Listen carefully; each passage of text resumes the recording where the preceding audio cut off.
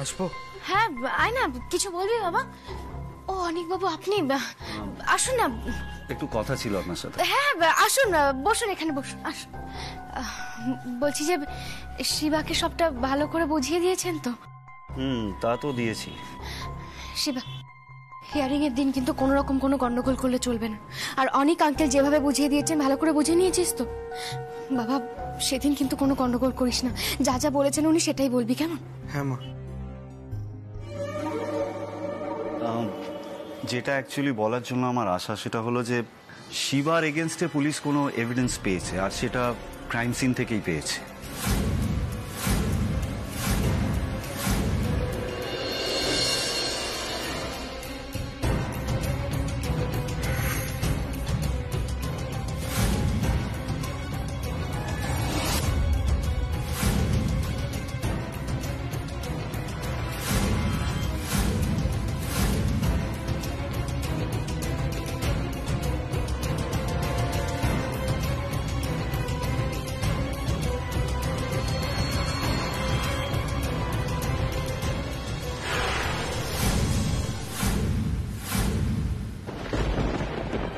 কি পেয়েছে সেটা আপনাকে জানায়নি? মানে দুপক্ষের উকিলকেই তো জানানো উচিত। হ্যাঁ জানিয়েছে, কিন্তু পুরোটা জানায়নি, অর্ধেকটা। কিছু তো একটা পেয়েছে বউটা, এখন এক্স্যাক্টলি কি পেয়েছে কিছু জানায়। পাবলিক প্রসিকিউটর যদি এভিডেন্সটা কোর্টে প্রেজেন্ট করে তাহলে আমি অবজেকশন জানাতেই পারি, কিন্তু সেক্ষেত্রে ওরা আরেকটা ডেট চাইবে, আর আমার বিশ্বাস আরেকটা ডেট ওরা পেয়েও যাবে।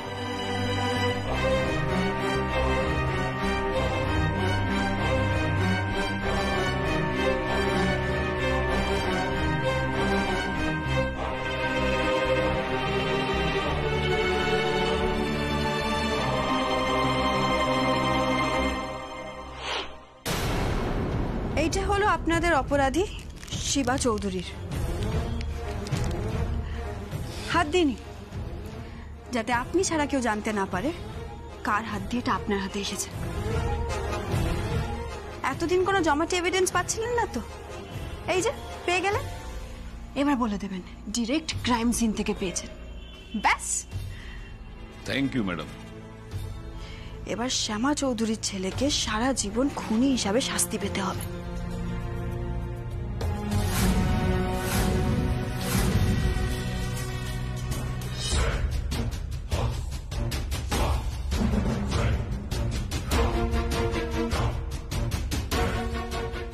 এই নিন, ধরুন ধরুন। কি হলো, আপনার হাত কাঁপছে কেন? হাত শক্ত করুন, এখনো তো অনেক টাকা পাবেন। শুধু একটা শর্ত, শিবা চৌধুরী যেন কখনো জেল থেকে বেরোতে না পারে। এই যে এভিডেন্সটা পেয়েছেন, এটাকে ঠিকভাবে কাজে লাগান।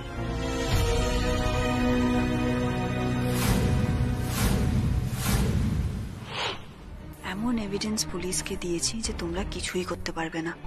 শ্যামা চৌধুরী, তুমি তোমার ছেলেকে কিছুতেই বাঁচাতে পারবে না। বলছি অনিক বাবু, তাহলে হিয়ারিং এর ডেটটা কবে পড়ছে? আজকেই জানিয়েছে, এখন হচ্ছে না। ভাইফোঁটার পরে কোর্ট খুলবে, তখন ডেট পড়বে। আপাতত শিবা যেমন সপ্তাহে 2 দিন করে গিয়ে পুলিশ স্টেশনে হাজিরা দিচ্ছে, সেটা কন্টিনিউ করে যাক। আর এভিডেন্স, ওটার উপর ভিত্তি করে তো কেসটা সাজাবে ওরা। তো তার আগে যদি শিবা কোনো উকিলের প্রশ্নের মুখে পড়ে আর যদি ভুলভাল কিছু বলে দেয়, তখন? আপনি এত চিন্তা করবেন না বউটা, আমি ওকে যেরকম ভাবে বুঝিয়ে দিয়েছি ও বুঝেওছে। এন্ড আই গেস ও এটা ফেস করতে পারবে, কোনো অসুবিধা হবে না। আর শিবা, ডোন্ট টেক স্ট্রেস, এখন ঘরে গিয়ে রিল্যাক্স করো। আর আমি তোমাকে যা যা বুঝিয়েছি, যা যা শিখিয়েছি, মনে মনে প্র্যাকটিস করো, ওকে? আসছি আঙ্কেল, আসছি। যা। বলছি, আপনি বলুন। বলছিলাম যে জান, এবার আপনি গিয়ে একটু বিশ্রাম নিন, আপনার উপর দিয়ে যা ধকল যাচ্ছে।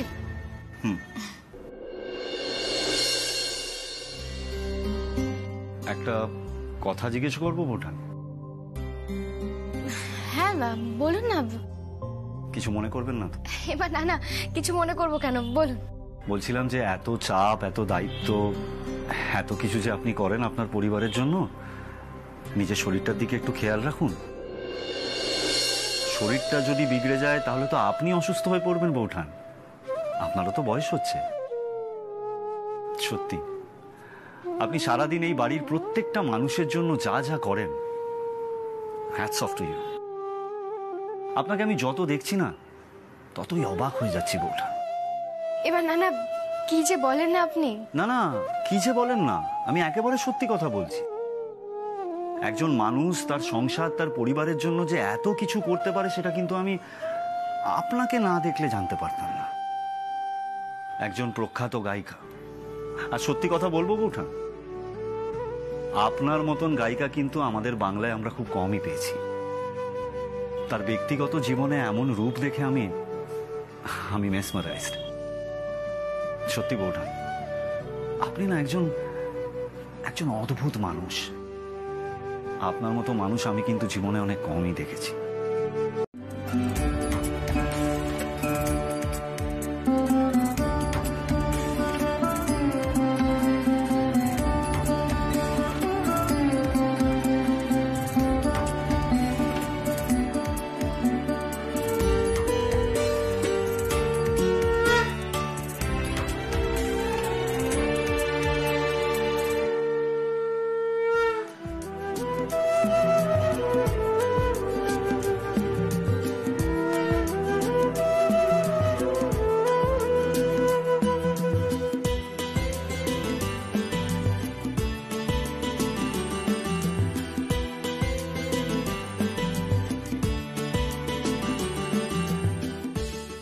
তাতা, ওই দেখ, তাকিয়ে দেখ, ডোডো, চিনতে পারছিস? তো যমজ ভাই রে, তাকিয়ে দেখ বাবা, তোদের দুজনকে একদম একই রকম দেখতে।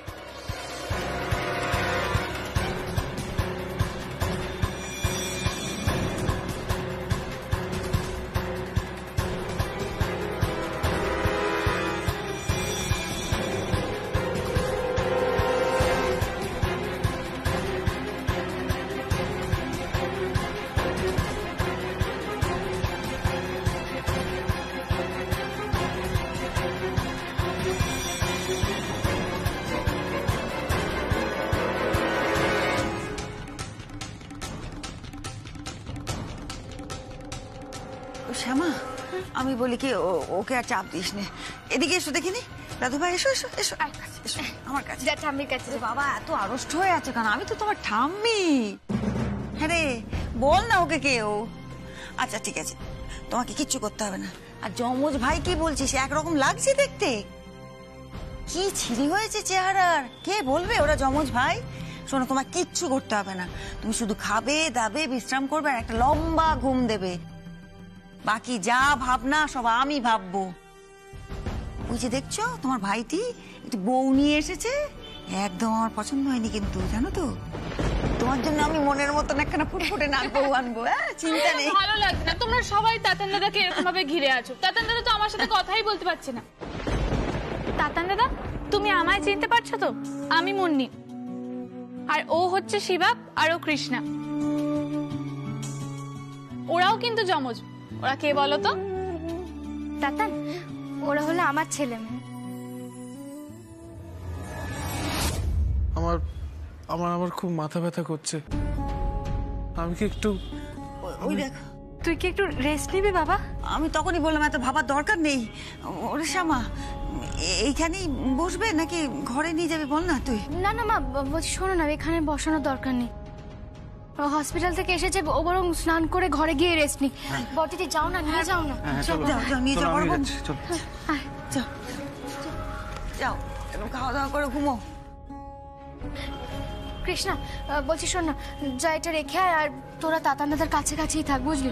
তাতে যদি ওর একটু ভালো লাগে, মনে পড়ে কিছু। শিবা, তুইও যার মেসোমশাই, আপনি যান, গিয়ে বরং বিশ্রাম করুন একটু। যাচ্ছি, সাথে- আমি যাই। হ্যাঁ হ্যাঁ, কটা দিন আদর খেয়ে নে টোটো, তারপর তো আবার তোকে সেই পুরনো পথেই ফিরতে হবে।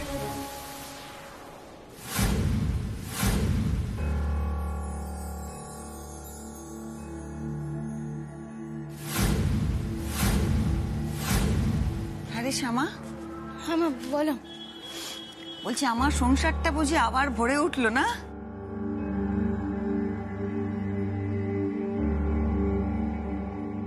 এক দুদিন আগেও আমার কেমন মনে হচ্ছিল যে সব হারিয়ে গেছে, ফুরিয়ে গেছে, আমি নিঃস্ব, আমার আর বাঁচার কি দরকার। মা আজকে মানুষের মন দেখ, যেই তাতান দাদু ভাই বাড়ি ঢুকলো অমনি মনে হচ্ছে যে আরেকটু বাঁচি না, আরেকটু দেখে যাই, এদের বিয়েটা হবে, বাচ্চা কাচ্চা হবে, তাদের বিয়ে দেখবো, দেখ আশা কত। হ্যাঁ, এসব তোর জন্য।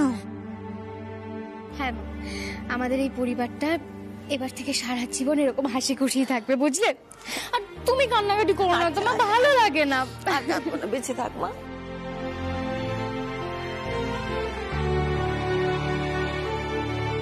মা, আমি তোমাদেরকে কথা দিয়েছিলাম, তাতানকে আমি ঠিক ফিরিয়ে আনবো, এই বাড়ির শান্তি আমি আবার ফিরিয়ে আনবো, আর সেই কথা আমি রাখতে পেরেছি।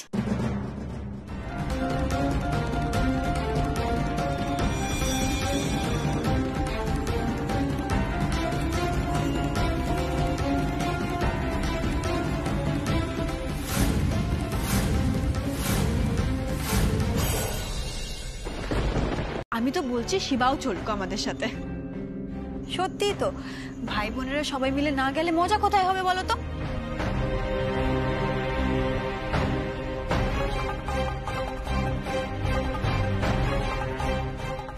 ওকে ফাইন, চলো, আমার কোনো প্রবলেম নেই, যাচ্ছে সবাই একসঙ্গে।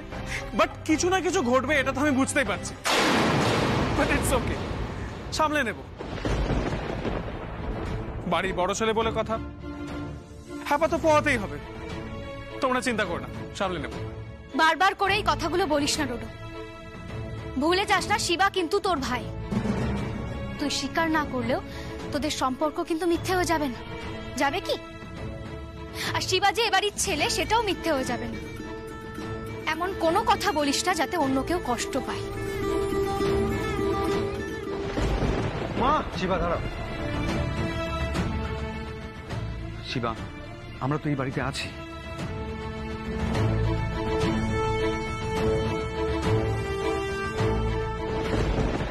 তোমার বোনও আছে, আমরা শ্যামাকে সামলে নেব। শিবা, তুমি দাদার কথা কিছু মনে করো না। ডোডো, এসব কথা বলিস না। তোরা এই বাড়িতে অভিন্ন হৃদয় হয়ে থাকবি, কেন ঝগড়াঝাটি করবি বলতো? এ সমস্ত কথা একদম বলবি না। দেখিস, শিবাকে কোর্ট ছেড়ে দেবে, শিবা কোনো দোষ করেনি। যা, তোরা সবাই মিলে আনন্দ করে ঘুরে আয়, আর ভাইকে সাবধানে নিয়ে যাস। সাবধানে যাস। চলো তাতান দাদা।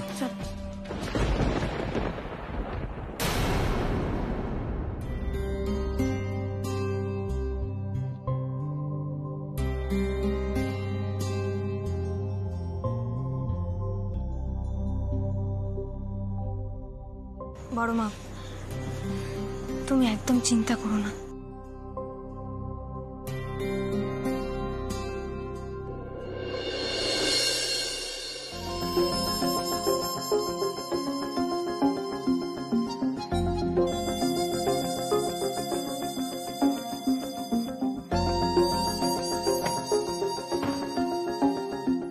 তাতান দাদা, এসো, আমরা পৌঁছে গেছি।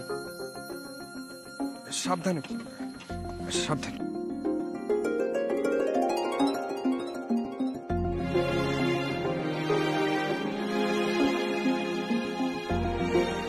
তাতান দাদা, এটাই হলো সিটি শপিং মল, বুঝেছো?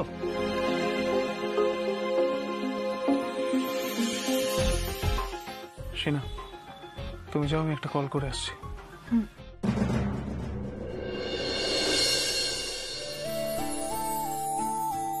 এখানে সবকিছু কত বদলে গেছে না?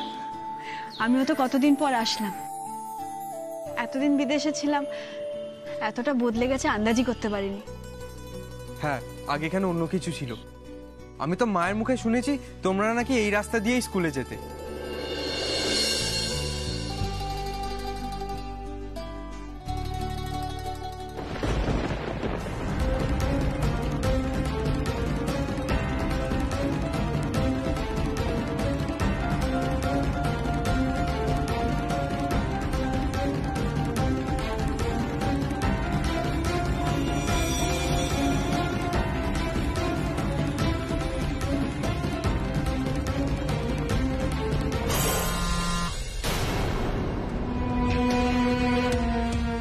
হ্যাঁ স্যার, আমরা ওয়েট করছি, কিন্তু এতগুলো লোকের সামনে দিয়ে কি করে তুলবো? আপনার বাড়ির লোকেদের ভেতরে না নিয়ে গেলে কি করে হবে?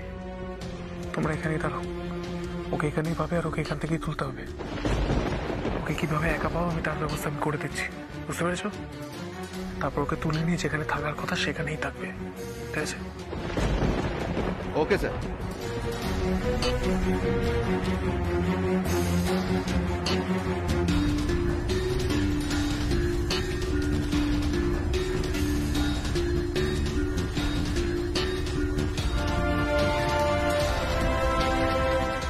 কি হলো ডোডো, এসো।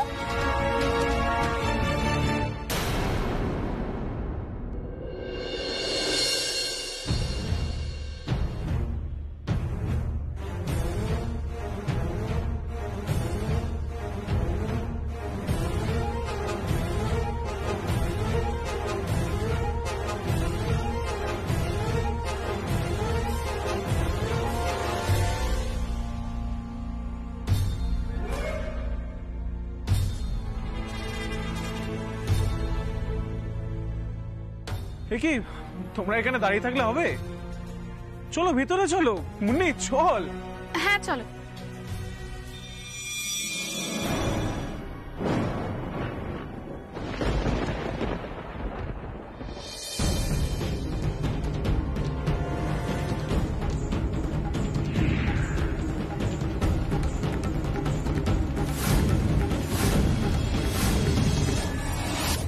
মেজ বৌমা,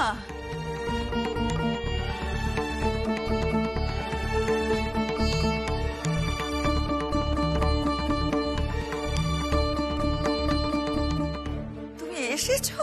হ্যাঁ, কই দেখি দেখি, কই দেখি মুখখানা দেখি। ওই আমাদের মেজ বৌমা, ব্যাস ব্যাস, এতদিন পর মা। বলি মা তো এখনো তবু টিম টিম করে জ্বলছে, আর বাবা তো চলেই গেলেন। সব খবরই তো পাও মেজ বৌমা, এলে না তবু। বলি কোথায় ছিলে এতদিন? হ্যাঁ, এই চৌধুরী বাড়ি আর আগের মতো নেই। পুরনো লোকেরা অনেকে চলে গেল, কত নতুন লোক এলো, কত কিছু ঘটলো, কত পরিবর্তন। একটি আসতে নেই এই শাশুড়ি। ও বুঝেছি, তুমি বোধহয় ভেবেছো শাশুড়ি খুব খারাপ মানুষ, আমি অন্যায় করেছি তাই ক্ষমা করবেন না, তাই তো? তাহলে সে অন্যায় যখন করেছো করেছো, তার তো প্রায়শ্চিত্তও করেছো কিছু বৌমা। তাহলে কেন এত দূরত্ব? দেখো, তুমি যখন সংশোধনাগার থেকে ফিরে এলে, তারপরে তুমি নিজে স্বেচ্ছায় বললে যে মুন্নির দায়িত্ব শ্যামা নেবে, নিজেকে নির্বাসনে রেখে দিলে ঘরে। আমরা কেউ কিছু আপত্তি করিনি, সেই সিদ্ধান্ত তো মেনে নিয়েছে। তারপরেও কেন? তোমার বুঝি দায়িত্ব নেই? সব দায়িত্ব বুঝি এই বড় বৌমা আর শ্যামা সামলাবে? হ্যাঁ, তুমিও তো মেজ বউ এ বাড়ির, তোমার তো দায়িত্ব, আমার দেখাশোনা করা দায়িত্ব নয় তোমার? তাহলে আর নিজের সন্তান, সে তো বড় হয়েছে, আমরা ঘিরে থাকি ওকে, কিন্তু মা তো মাই। মায়ের অভাব কি আমি পূর্ণ করতে পারবো না? এরা পারবে। কোথাও ছেড়ে যেও না, সন্তানের কাছে থাকো। ওর বড় ফাঁকা লাগে, সুন্দর লাগে। আমি চাই তুমি কোথাও যাবে না, কথা দাও। আমি আর কটা দিন আছে, আমি মরলে তারপরে যেও। এরকম বলো না মা, এরকম বলো না। আমি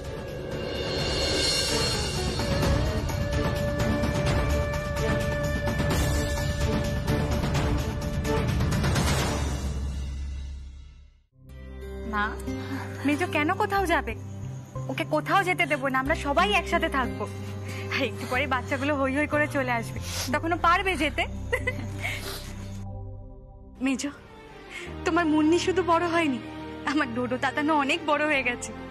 ওদেরকে কতদিন পরে দেখবে বলো তো? শুনেছি আমি বর্তি ভাই, আর মুন্নি বলছিল ওরা তো দুজনেই এখন এখানে, তাই না? মেজ দিদি, মুন্নি তোমাকে শিবার কথা কিছু বলেছে?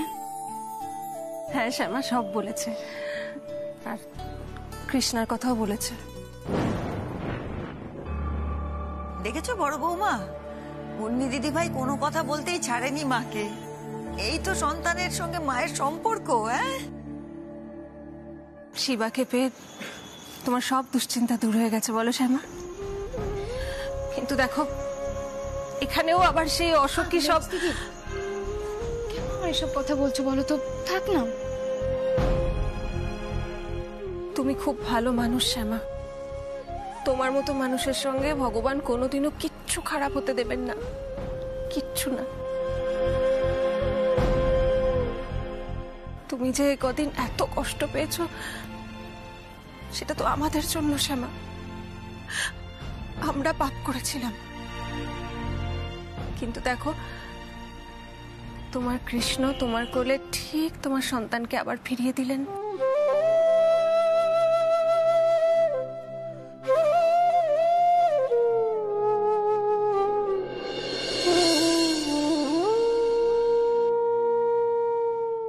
আমি যে এতদিন পরে এই বাড়িতে ফিরে এলাম সেটাও কিন্তু তোমার ভরসায় শ্যামা।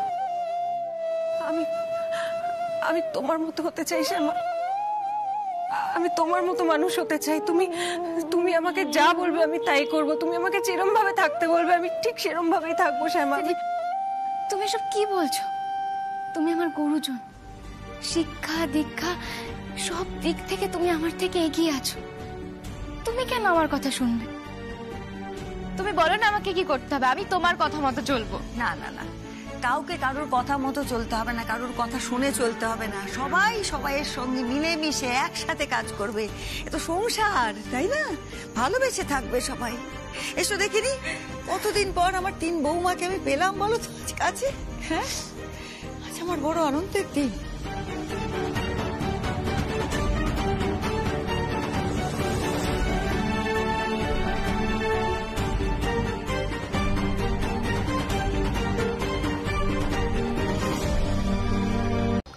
হতে পারে কিছুই বুঝতে পারছি না।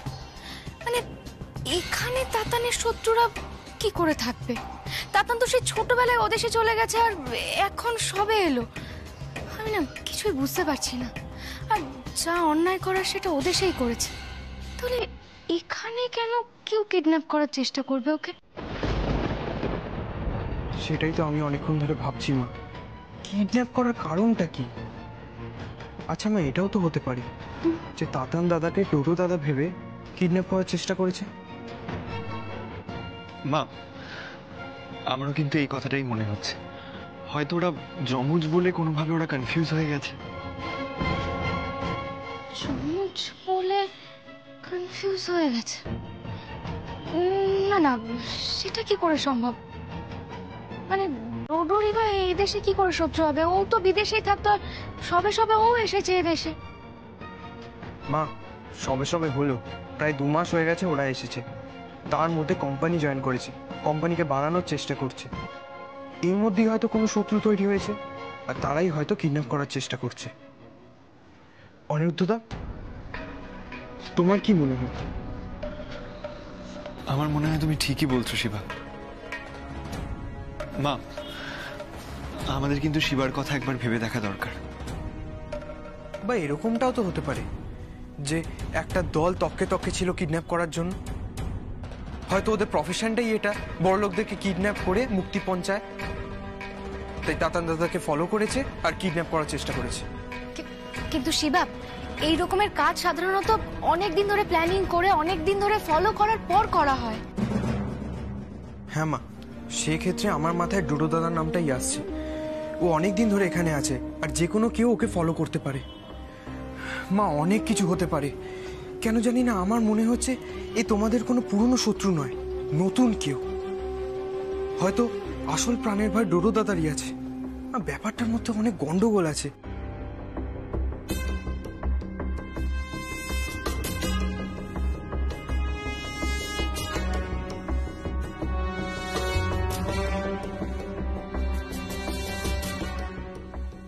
যাকে শিবা, অনিরুদ্ধ বলছি, দেখো ভাইফোঁটা মিটে গেলে কিন্তু কোর্ট খুলবে, আর তারপরে শিবার ট্রায়াল শুরু হবে। আমি কিন্তু এদিকে এখন নজর রাখতে পারবো না, তাই তোমাদেরকে বলছি আমাদের কিন্তু অনেক সতর্ক থাকতে হবে। অনিরুদ্ধ বাবা, এই ব্যাপারটা নিয়ে একটুখানি ভেবো, বুঝলি? আমি না একটা কথা কিছুতেই বুঝতে পারছি না, মানে তাতান আসার পর থেকে এত সমস্যা কেন হচ্ছে? আজকে কিডন্যাপ করার চেষ্টা করা হলো, আগের দিনও হসপিটালে।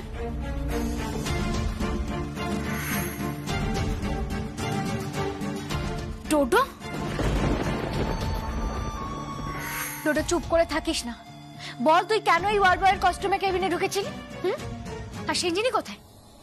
সিঞ্জিনি জানে এই কথাগুলো? আমার এখানে এভাবে আসার পিছনে একটা কারণ তো নিশ্চয়ই আছে।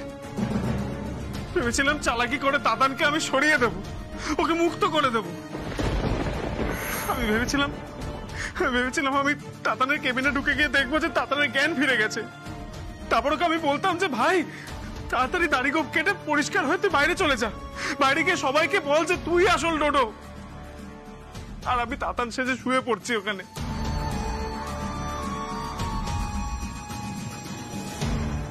মা, কি ভাবছো? ভাবছি সেদিন ডোডো ওয়ার্ড বয় সেজে হসপিটালে গেছিল, আর ও কি কারণটা বলেছিল যে ও নাকি তাতানকে বাঁচানোর জন্য ওভাবে গেছিল, তাই তো? আর আজকের এই কিডন্যাপিং, ব্যাস, এছাড়া তো আর কোনো অ্যাটাক হয়নি। আমি না একটা কথা কিছুতেই বুঝতে পারছি না, জানো তো অনিরুদ্ধ, এগুলো কেন হচ্ছে? মানে এই কিডন্যাপ করার চেষ্টাই বা কেন হচ্ছে বলো তো? কি কারণে হচ্ছে? তার মানে কি এগুলো ডোডোর পার্সোনাল শত্রু? ও বিজনেসম্যান, সেই জন্য যাতে ওকে কিডন্যাপ করলে কেউ টাকা পাবে বা মুক্তিপণ হিসেবেও টাকা পেতে পারে। দেখো, কারা এই কাজটা করছে সেটা কিন্তু আমাদের জানতেই হবে। যদি কোনো শত্রু আবার মাথা চাড়া দিয়ে ওঠে তাহলে সেটা কে সেটা আমাদের বুঝে নিতেই হবে।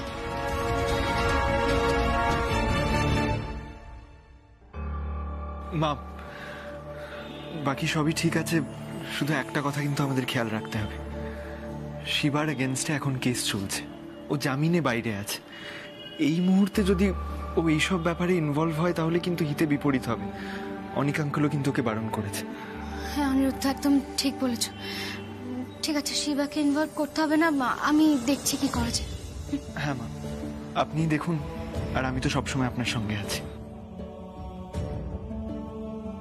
মা, ডোডো দাদার সঙ্গে ভালো করে কথা বলতে হবে। একমাত্র ওই বলতে পারবে ওর কোনো শত্রু হয়েছে কিনা। কি বলছিস কি তুই শিবা? আমার কেন কোনো শত্রু থাকবে?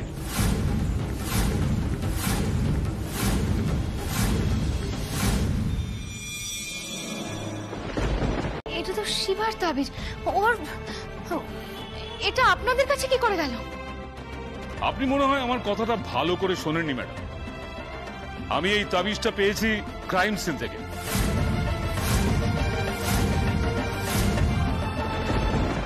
এই মুহূর্তে এর থেকে বড় এভিডেন্সের আমাদের কোনো দরকার নেই। এটা যথেষ্ট বড় চার্জ যে কোনো কাউকে গ্রেফতার করার জন্য।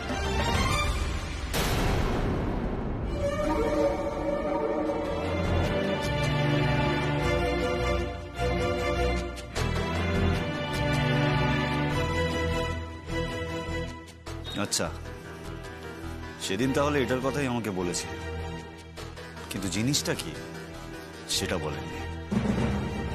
অনিকবাবু, এসব কি হচ্ছে? মানে একটা জিনিস দেখিয়ে কি কাউকে তুলে নিয়ে যাওয়া যায়, অ্যারেস্ট করা যায়? বা এটা তো আমি কোনোদিনও শুনিনি। বৌঠান, শিবাকে নিয়ে যেতে দিন, ছেড়ে দিন।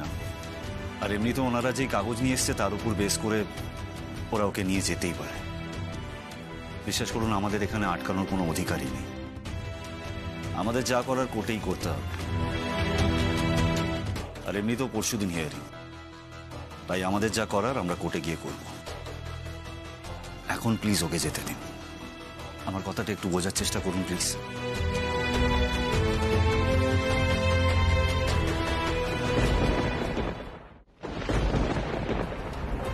শিবা, আমার কথাটা একটু ঠান্ডা মাথায় শোনো। এত চিন্তা করো না, আমরা সবাই আছি তো এখানে। কিন্তু অনেক আঙ্কেল, বিশ্বাস করো আমি কিচ্ছু করিনি। আমি জানি। মা, বিশ্বাস করো আমি সত্যি কিচ্ছু করিনি, এসব মিথ্যে কথা। বোন, দিদিভাই, তোমরা অন্তত বিশ্বাস করো আমি কিচ্ছু করিনি।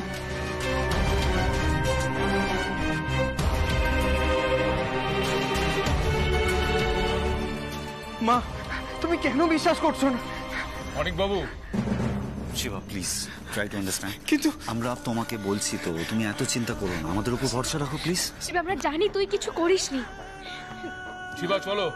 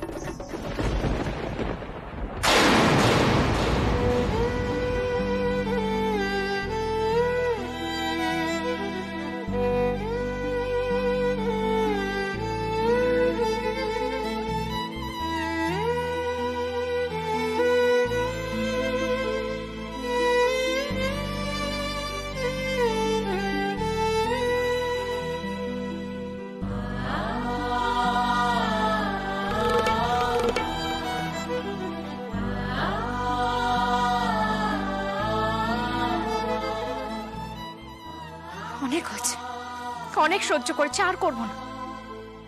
যারা আমার ছেলেকে শান্তিতে থাকতে দিতে চায় না তাদেরকে আমিও শান্তিতে থাকতে দেব না।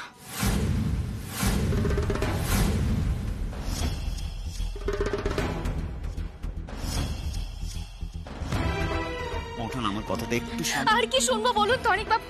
আমার ছেলেটাকে এভাবে বারবার করে হ্যারাস করা হচ্ছে, মানসিক ভাবে বিধ্বস্ত করা হচ্ছে, আমি কি শুনবো? আর আমি জানি বৌঠান, আমি সব কিছু জানি। আমার আপনার কাছে একটা রিকোয়েস্ট, একবার কেসটাকে কোর্টে উঠতে দিন, তারপর আমরা শিবাকে ছাড়িয়ে ঠিক নিয়ে আসবো। আর যারা ষড়যন্ত্র করেছে তাদেরকে আমরা কোর্টে টেনে নিয়ে যাবো, আই প্রমিস। দেখুন অনেক বাবু, আপনি তাদেরকে কোর্টে টেনে নিয়ে আসবেন কিনা আমি জানি না, তবে আমি তাদেরকে ঠিক এক্সপোজ করবই।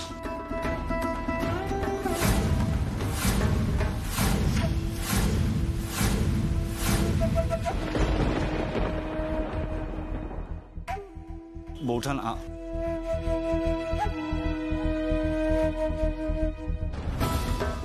যে এই ষড়যন্ত্র করছে সে নিজেকে খুব চালাক ভাবছে,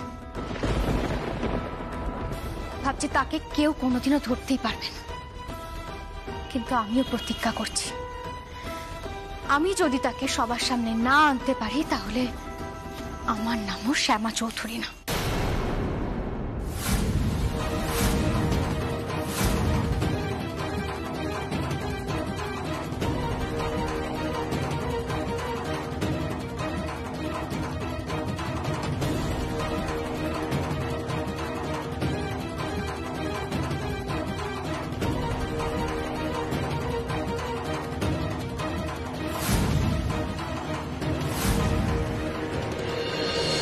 মেজকাম্মা, তুমি কোর্টে যেতে পারবে, কিন্তু মুন্নির কি ওখানে যাওয়াটা ঠিক হবে?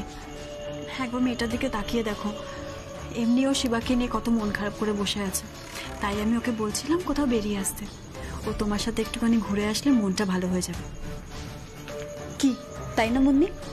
হ্যাঁ মনি, কিন্তু মা, মুন্নি তুই তো আমার সোনা মেয়ে, তুই সব বুঝিস। সারাটা জীবন আমি স্বার্থপরের মতো বেঁচেছি, বাকি জীবনটাও আমাকে ওই পথে ঠেলে দিস না মুন্নি।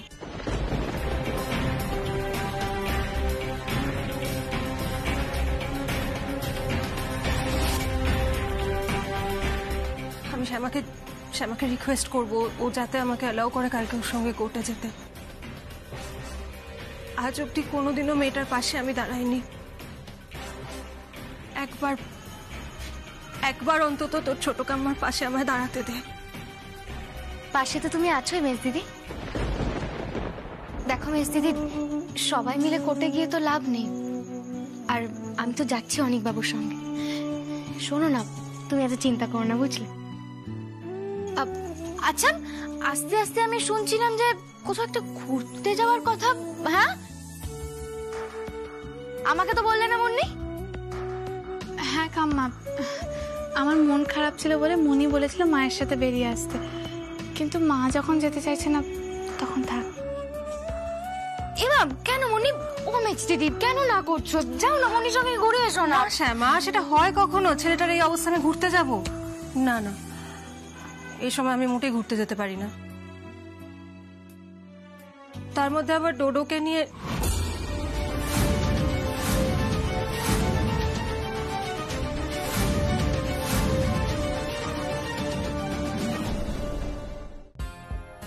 সরি, আই মিন তাতানকে নিয়ে।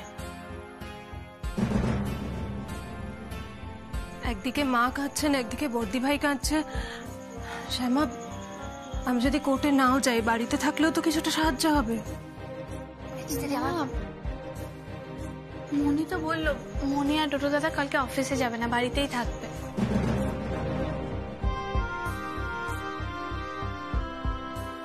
মনি, ঘুরতে যাওয়ার যে প্ল্যানিংটা, এটা বুঝি তোমার মনি তোমাকে দিল? হ্যাঁ কাম্মা, আমি মন খারাপ করে বসেছিলাম, তাই মনি বলল। এই যে এবার না এই মহিলা কোনো ফ্যাকরা তোলে। তো তোমার মনি তো খুব ভালো প্ল্যানিং দিয়েছে তোমাকে। ও মেজদিদি শোনো না, চাও না কি ঘুরে এসো না। দেখো, এভাবে বাড়িতে বসে বসে মন খারাপ করে তো কোনো লাভ হবে না, বলো? আমি অনেক বাবু তো চেষ্টা করছি। আচ্ছা ঠিক আছে, এক কাজ করো, তোমরা না হয় কাল বিকেল বিকেল ফিরে এসো, ততক্ষণে তো আমরাও ফিরে আসবো। সমাপ দেখো মিস্ত্রি, কৃষ্ণ যদি চান তাহলে হয়তো আমাদের শিবা কালকেই ফিরে আসবে।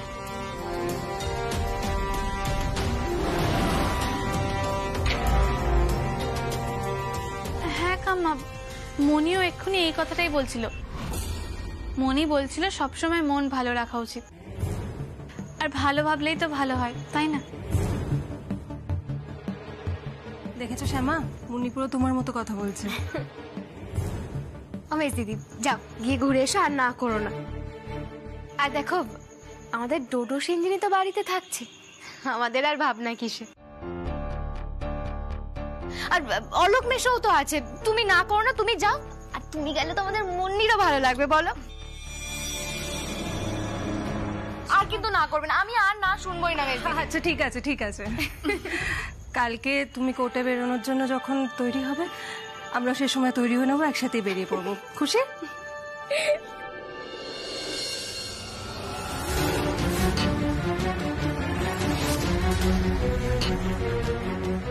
মেজদিদি বলছি, শোনো না, একটু রান্নাঘরে আসবে গো। এসো।